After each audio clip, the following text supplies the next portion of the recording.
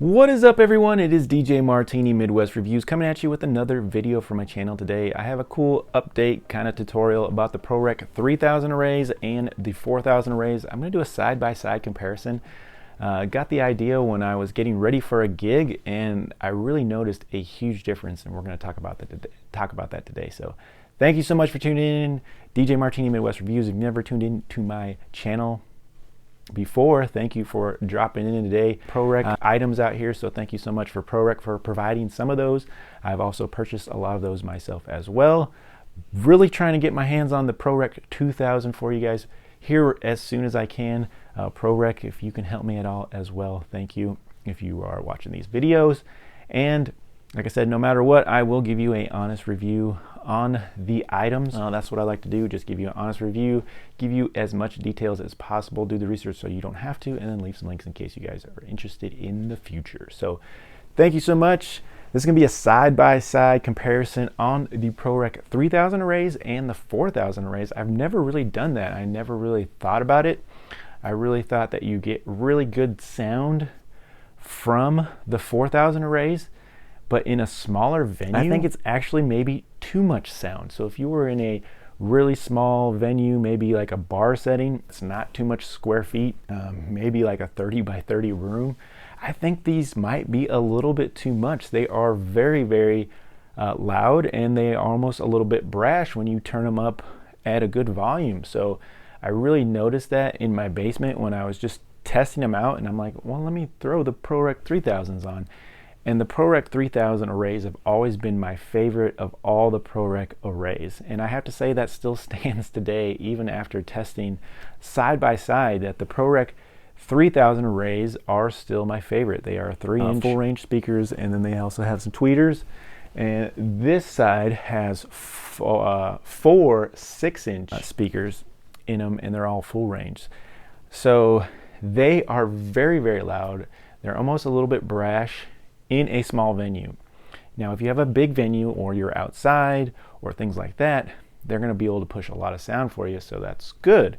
But if you're in a smaller venue, you probably don't want that super brash sound going into people's ears, because it's just not comfortable. People are going to tell you to turn it down and things like that. So you just gain that from a little bit of experience, and you just kind of can tell if it's just not sound, it's a little too much. So I think you get the best sound for this system about 15 feet back from the speakers and the sub. You're going to get a good picture of what you need to do. If you need to kind of turn things down a little bit or up, or you know, a good sound stage profile. Now, it's not going to be perfect. It's all going to be by ear and experience, but you can kind of get the best picture of what you need to raise bass, trebles, things like that when you're getting into that. So if that's about the size of your dance floor, you're going to want to be, you know, in that range. So even to get the best sound, you're going to want to be at least 10 feet away from the speakers, from your dance floor if you can. That way, you know, people are going to be hearing the best sound coming out of your system. So I want to do a comparison between the 3000. The 3000s have been out. They were the first ProReck arrays that came out, and I think they're still the best, in my opinion, honestly. I have never heard the ProReck 8000s. I haven't heard the ProReck 2000s yet, but I do know that these are some of my favorite ProReck arrays, and they still are, and I use them a lot. So the 4000s, like I said, in a small venue are a little bit too much, in my opinion. They're very, very loud, and like I said, I think I would rather take the 3000s. And you could still mix and match, so you can take these 3000s and they'll still plug right into your 4000 subwoofer, your 18-inch 4000 subwoofer. So no problem there. So really, really cool that you can mix and match and still plug things in with the ProReck systems. And that's why I've always been a fan of the ProReck systems, because they're affordable. They're a great start for any DJ out there if you need an affordable system that can get the job done. No, they're not the best systems out there. They don't sound the greatest. They're not hi-fi fidelity, super awesome systems that, you know, you can pay a high dollar for. But for the value that you're getting these systems for, and they come with everything included, it's a pretty good system. So I just have to say. So I'm going to give you a quick sound test on the ProReck 4000s to the 3000s, you're going to notice a pretty big difference. I'm going to be about 15 feet away with my microphone, and you're going to kind of really tell the difference between the ProReck 4000s and the ProReck 3000 arrays. One other thing that I wanted to answer to is one of the questions I got out there is saying that they really thought the ProReck 4000 sub was really weak. Now, you might have got a bad model, I don't know. But for my opinion, these are pretty decent subwoofers. The PR18 is a great powered subwoofer that you can pick up at a great price. That it sounds really good. I do a review on that, so check that out. But other than maybe a little bit of rattle coming from the back that you can't hear from the front, that subwoofer I thought sounded pretty good. Especially, like I said, you got to get a little bit. They're made to project subwoofer sound. It's not like 215s in the trunk.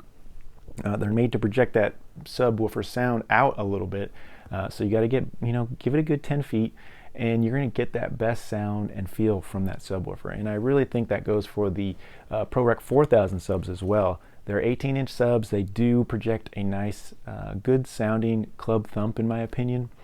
So you're going to get that. It's going to sound pretty decent. Like I said, not the best out there, but it's really decent for the price that you're getting it at. So I think you're going to be able to hear that in this sound test, and you're also going to get a good checkout of the different sound 3000s and the 4000 array. So we're going to go ahead and give you that sound test. Like I said, I'm going to back up about 12 to 15 feet away, and you'll really be able to hear it. So I'm going to play them with both, so you can kind of get an idea of the both sound, and then I'm going to unplug either or and let you know what I'm doing. So let's go ahead and get that going. I'm going to got my iPad. We are connected through Bluetooth, so Bluetooth is working well. You can see there's not like a high buzz or rattle or anything going on. I'm going to go ahead and play a song. So here we go.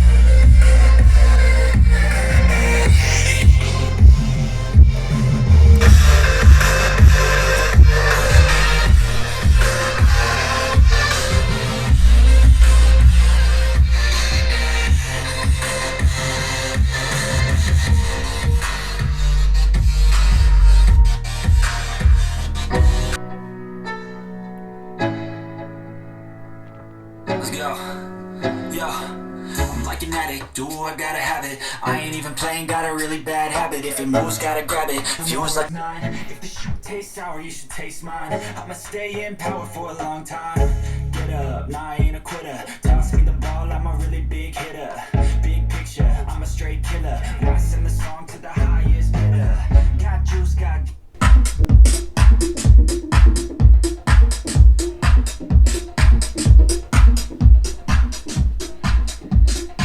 So what do you think?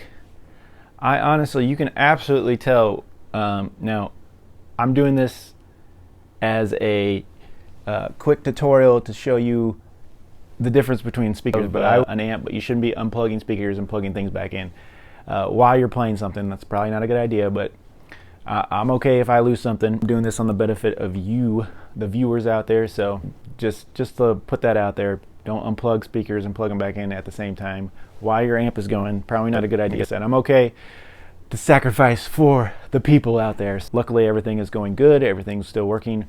But you can instantly tell that the 4000s are much louder. As soon as you plug those 6-inch full range speakers in there, boom, you get a lot of sound automatically, and you can just tell it's a lot louder. I didn't adjust volumes at all during that video or during this segment. Didn't adjust volumes. I kept the volume the same. It's half on both the Bluetooth item and also the main amp coming from the subwoofer on the bottom. I left them the same. 4000s, when you had them certain songs, they kind of didn't sound as good. This thing just, the 3000 arrays, just steady through any song, they sounded good.